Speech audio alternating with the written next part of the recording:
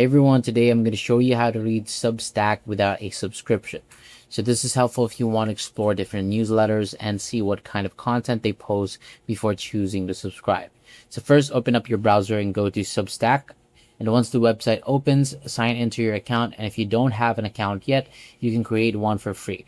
So after logging in, you'll be able to browse newsletters, topics, and posts on the platform. So on the homepage, look around for the topics or categories shown on the screen. You may also see topics like technology, finance, culture, politics, and more. So choose any category that interests you, then Substack will show you related newsletters and articles. Next, open any post that you want to read. Sometimes a subscribe pop-up may appear on the screen, so this is normal because many writers ask readers to subscribe for updates. And if you don't want to subscribe, simply click no or no thanks and continue reading the available content. And that is it. You can keep browsing different topics, checking out new writers, and reading the free posts that are available.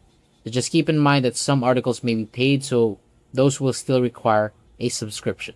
Thank you so much for watching. For more videos like this, hit the subscribe button below, and I'll see you on the next video.